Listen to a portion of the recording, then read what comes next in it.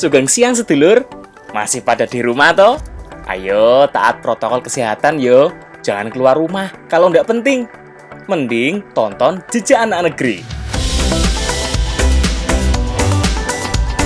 Kalau ini, aku mau bikin olahan tradisional dari kacang. Tapi bukan kacang biasa. Kacang yang ini luar biasa. Karena banyak manfaatnya, Lur. Mau tahu manfaatnya? Tonton terus ya, Lur.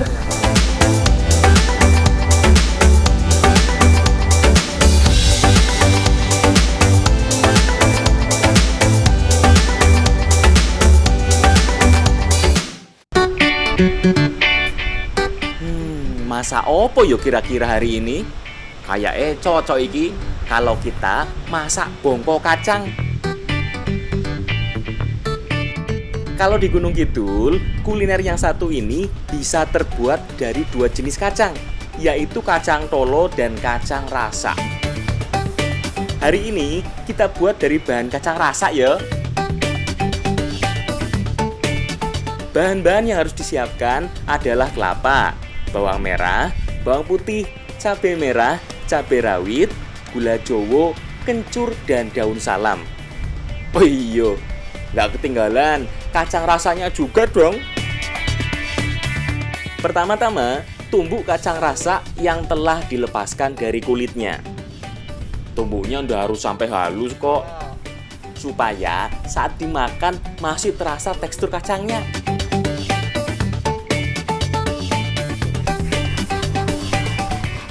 Kacang rasak ini ternyata bagus untuk tubuh kita karena dapat membantu menurunkan berat badan, kemudian juga melancarkan pencernaan kita dan anti diabetes karena nilai kalorinya yang rendah.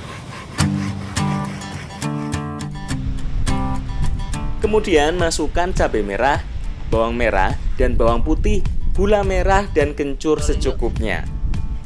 Nah, untuk menambah cita rasa, jangan lupa tambahkan garam sesuai selera. Saatnya menumbuk. Tumbuk semua bumbu hingga halus dan tercampur rata.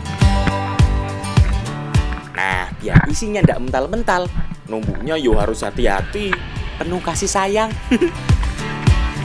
Sembari aku menumbuk, Mbak Cenda memarut kelapa yang nantinya akan dicampur dengan bumbu yang aku tumbuk ini. Kelapa yang diperlukan kurang lebih setengah buah. Yo, Mbak, semangat parutnya. Itu Mas, masukin kelapanya. Oh, ya Bu.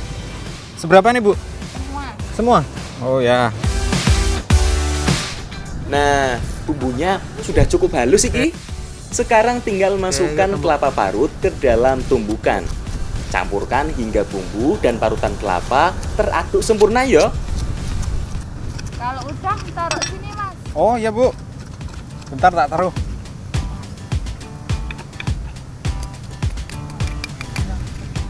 Semuanya ya? Iya.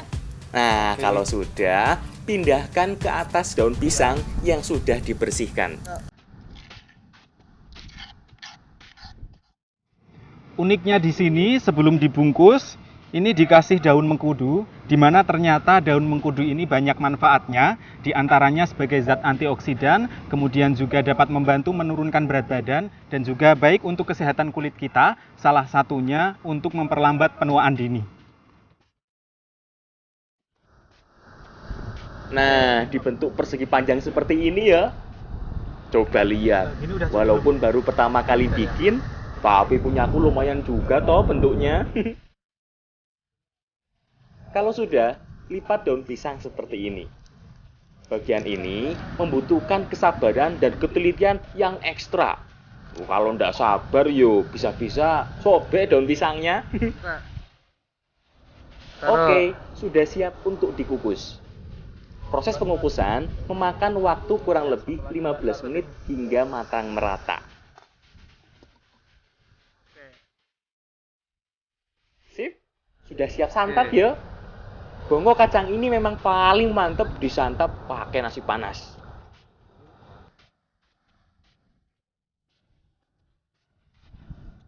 Bongko ini mirip seperti botok, tapi kalau bongko ini teksturnya lebih padat. Sekarang kita coba rasanya. Rasanya gurih dan manis. Gurihnya dari kelapa, manisnya dari gula Jawa yang kita masukkan tadi. Mantap. Jadi makin lahap yo, aku makannya. Lahap apa lapar yo? Yo kayaknya yo beda tipis. Nah, perutku wis wareg iki, sudah kenyang. Sekarang temenin aku yuk untuk cari kacang rosok.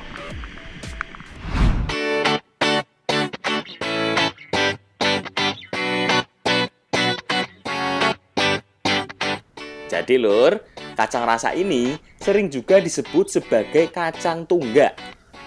Kacang rasa ini biasanya memiliki masa panen setelah kacang tanah, yaitu saat memasuki musim kemarau.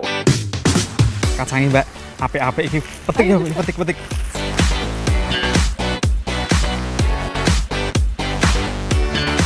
Oh iya, walaupun bentuknya mungil kayak gini, kacang rasa ini punya manfaat yang nggak main-main loh.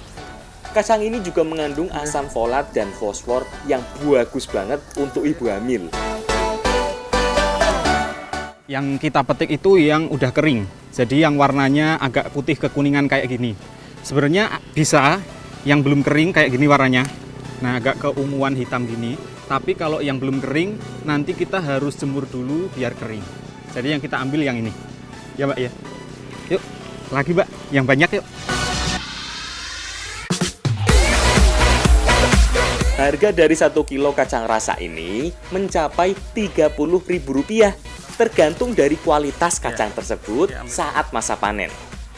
Tentunya kacang rasa ini disukai hampir segala usia, mulai dari anak-anak sampai orang tua.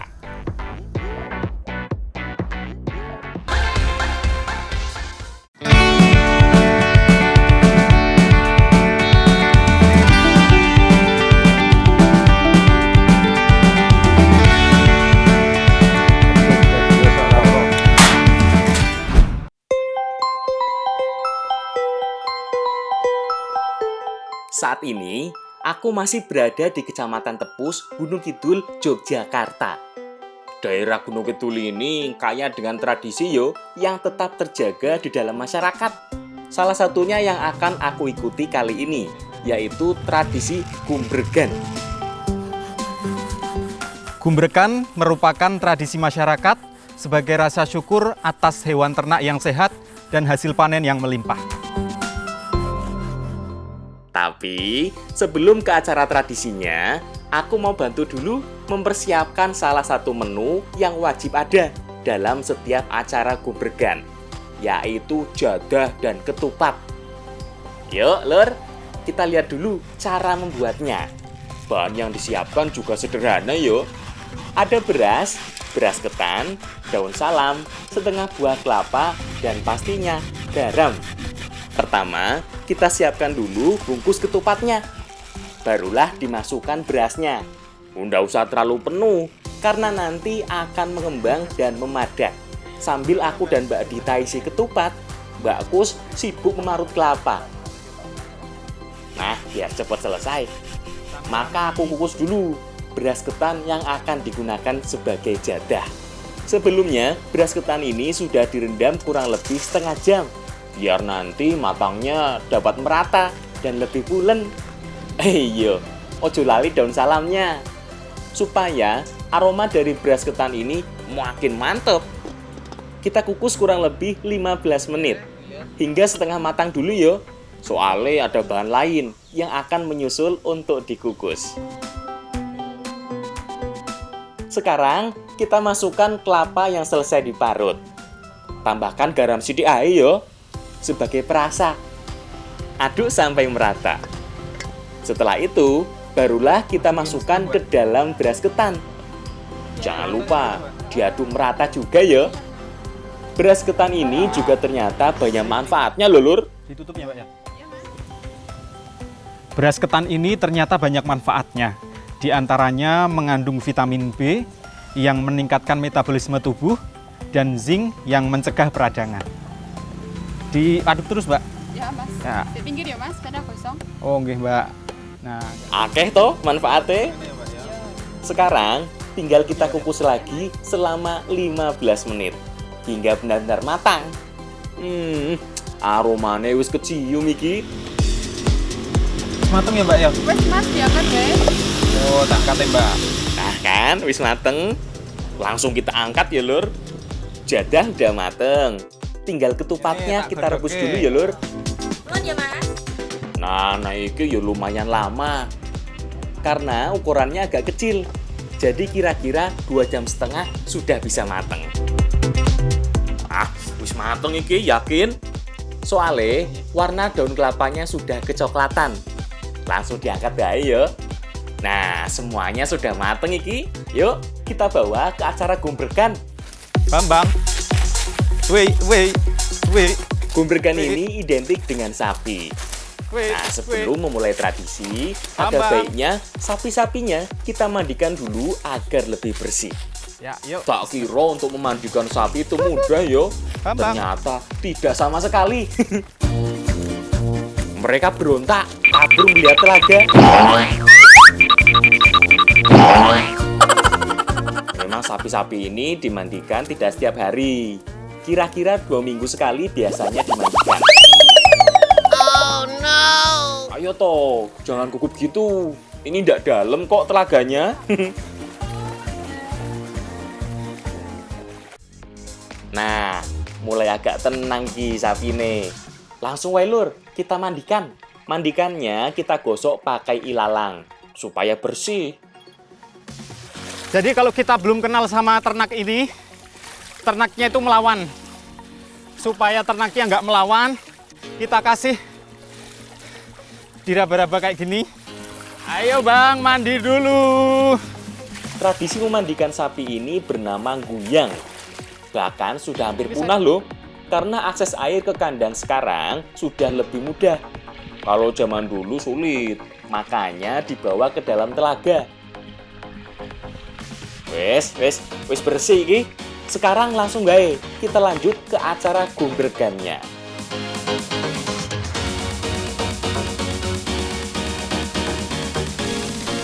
Tradisi gumbregan biasanya dilakukan pada area kandang, berinteraksi langsung dengan hewan ternaknya.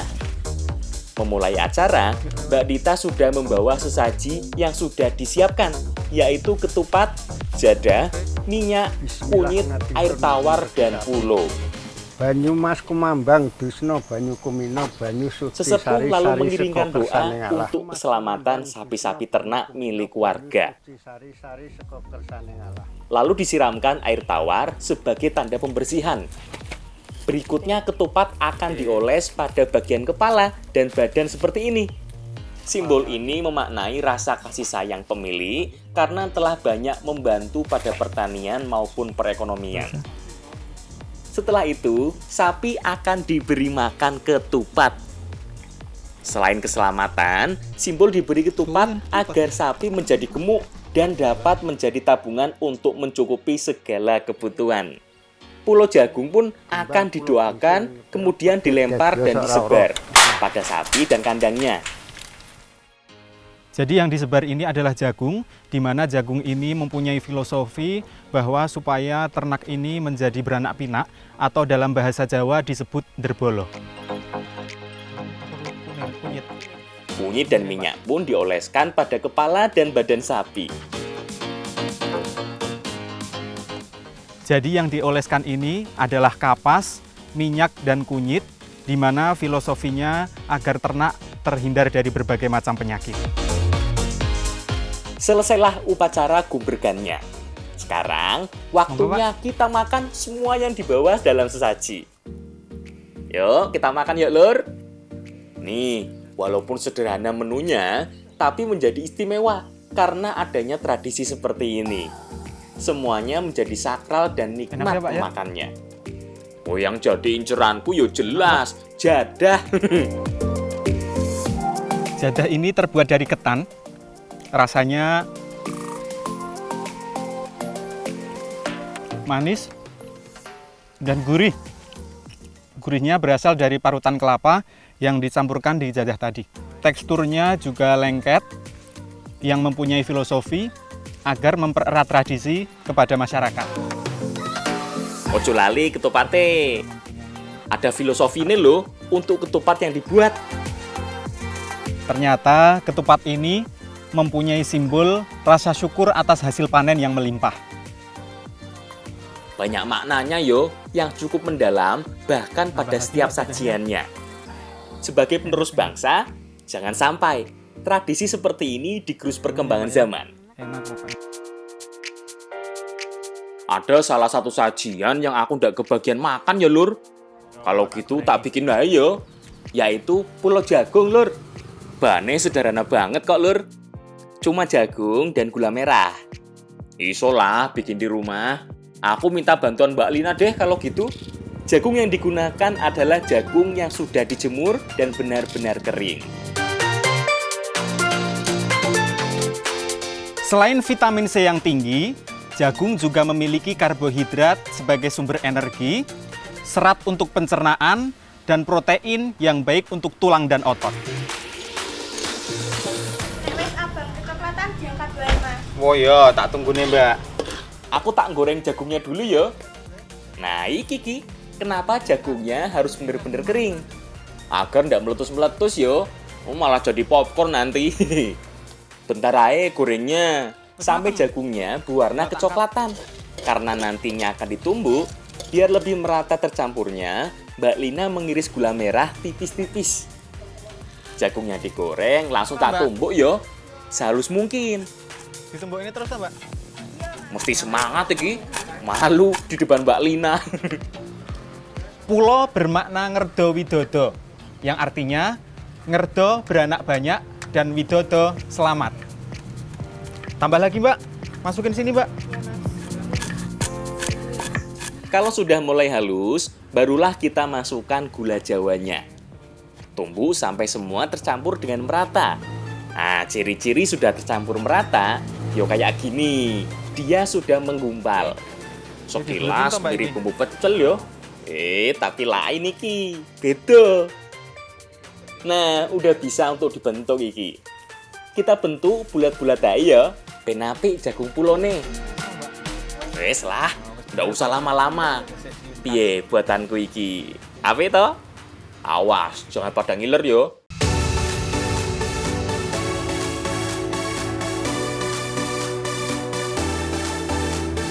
Yuk, langsung kita makan. Aduh, rasanya enak banget iki. Sederhana tapi kaya rasa. Pulo ini rasanya manis. Walaupun jagungnya udah manis, dicampur dengan gula Jawa, tapi takarannya tetap pas. Teksturnya padat, mirip sama geplak, tapi ini terbuat dari jagung. Pokoknya mantap. Yuk makan lagi Mbak, ambil lagi Mbak. Mas. Kalau gini sih, nggak bisa berhenti makan jagung pulone ya lur.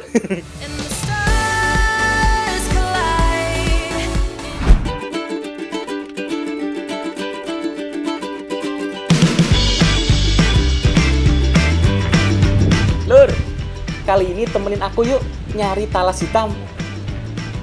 Yap, tanaman ini memang punya beberapa nama panggilan lur.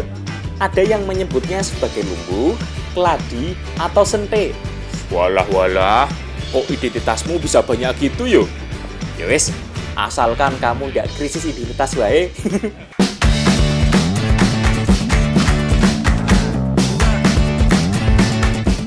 Jadi cara ngambil batang lumbunya, kita potong pada pangkal ujungnya. Kita lihat sini. Seperti ini. Ya, jadi pada pangkal batangnya ini sudah memasuki musim kemarau, tapi kalau nanti musim penghujan, batangnya akan tumbuh lagi karena masih ada umbi di dalamnya. Seperti ini. Ini ya Mbak ya? Ini Mbak, kita cari lagi Mbak. Rada gede ki. Sini ki Mbak ya. Nah, hasil panenku ini sudah cukup banyak. Yuk, sekarang kita bawa pulang untuk dimasak.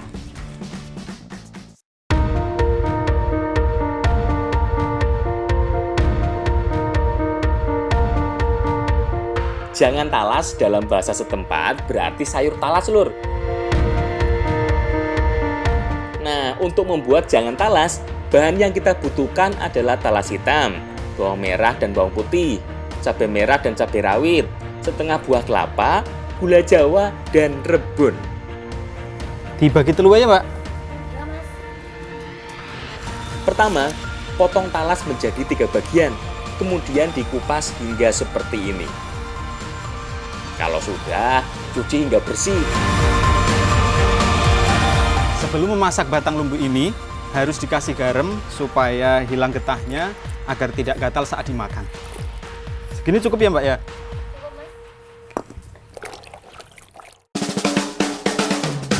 Yuk, kita mulai masak. Haluskan bawang merah dan bawang putih. Tambahkan garam dan cabai sesuai selera. Pedes orang Mbak Wingko, Mbak? Ketoknya kurang sih. Kurang nggak, Mbak? Enggak. Sementara itu, Mbak Anti memarut kelapa yang nantinya akan dijadikan santan untuk sayurnya. Peras kelapa parut agar santannya keluar. Panaskan minyak, tumis bumbu hingga wangi.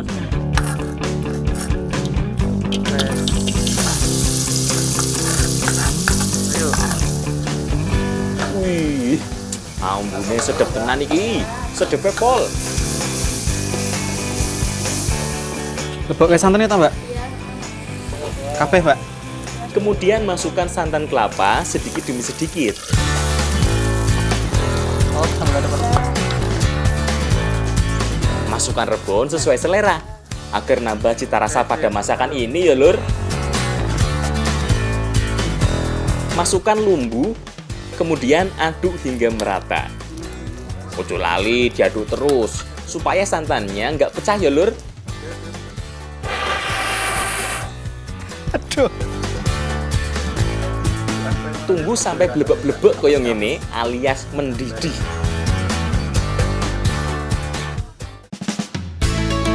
Nah, wis iki siap disantap.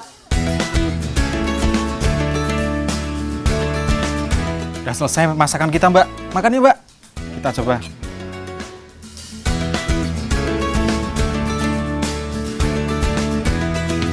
Dimakan pakai nasi panas-panas gini, emang paling nikmat ya, Lur. Wah, nek ngene sih, aku bisa nambah 3 kali ki. Enak, Mbak. Pedes.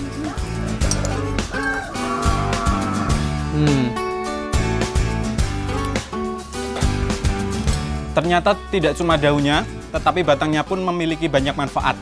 Di antaranya tinggi kalsium dan kalium yang baik untuk jantung, dan juga mengandung serat yang baik untuk usus.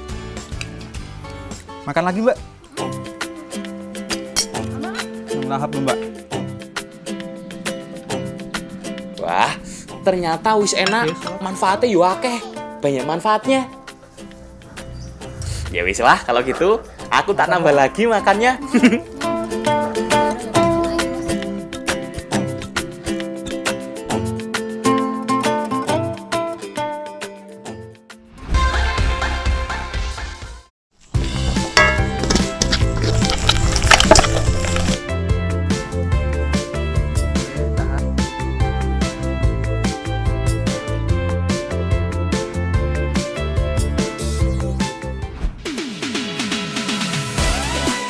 Lur, kali ini aku pengen bikin salah satu cemilan kesukaanku, yaitu bakpao kacang. Bahan-bahan yang harus disiapkan adalah kacang rasa, tepung terigu, vanili, pengembang adonan, gula cair, ragi, minyak, dan susu cair. Wis siap, Lur? Yuk, kita mulai. Pertama, masukkan bahan satu persatu ke dalam wadah. Kalau sudah, aduk bahan hingga tercampur merata. Nah, seperti biasa ya, Lur. Tugasku adalah menumbuk kacang rasanya ini. Nantinya, kacang rasa ini akan menjadi isian dari bakpao. Kacang rasa yang akan kita olah sebelumnya harus direndam dulu selama 2 jam. Hasil rendamannya seperti ini. Fungsinya supaya mudah dicerna. Sementara itu, Bu Yarni menyiapkan daun pandan yang akan menjadi pewarna makanan alami nantinya. Masukkan susu cair ke dalam adonan. Aduk merata. Kemudian tambahkan minyak secukupnya agar adonan tidak lengket saat nanti dibentuk. Untuk pewarnanya, tumbuk daun pandan hingga halus agar sari-sarinya keluar. Tambahkan air, kemudian saring agar terpisah dengan ampasnya. Sekarang kita masak yuk, isiannya dulu. Masukkan kacang rasa yang telah ditumbuk ya lur. Kemudian tambahkan air secukupnya.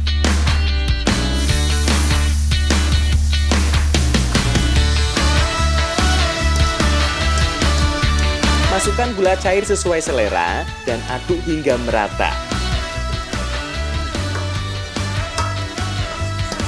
Setelah matang, angkat dan tiriskan. Kemudian tuangkan air sari pandan yang berwarna hijau ke dalam adonan bakpao. Wah, warnanya apik tenan ya lur. Sangat menggugah selera iki. Mantap pol. Aduk-aduk hingga warnanya merata ke seluruh adonan bakpao.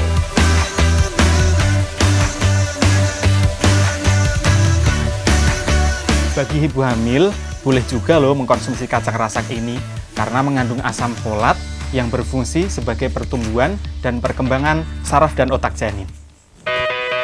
Buat lagi, Mbak. Satu warna aja ndak cukup ya lur. Aku mau bikin 3 warna. 3 warna. Sisanya aku pakein pasta warna-warni ya lur. Wih, cantik banget warnanya. Kayak pelangi di matamu. Saatnya membentuk adonan. Putar-putar adonannya kayak gini ya lur, biar bentuknya bulat sempurna. Kalau sudah, baluri daun pisang dengan minyak secukupnya, biar adonan tidak lengket ke daun pisangnya. Kemudian, masukkan isian kacang rasa ke dalam adonan bakpao. Aku mau ngisi yang banyak ya lur. Ben puas nanti maem nih.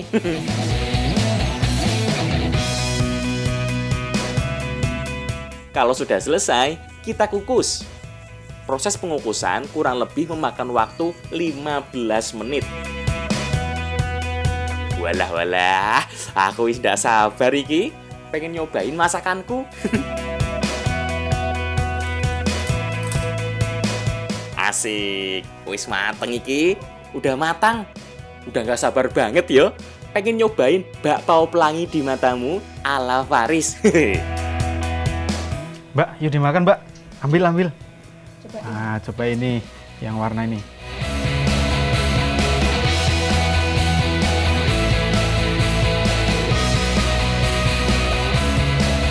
Bakpao ini lembut banget. Kacang rasak yang ada di dalamnya juga rasanya manis karena dicampur dengan gula. Teksturnya yang padat, jadi cukup mengenyangkan. Ya kan, Mbak? manis juga. Manis kan, Mbak? Iya, manis. Semanis kamu. Yuk, makan lagi, Mbak. Pokoknya lur, kalau kalian ke Gunung Kidul, harus nyobain olahan kacang rasak seperti ini. Dijamin, wena epol.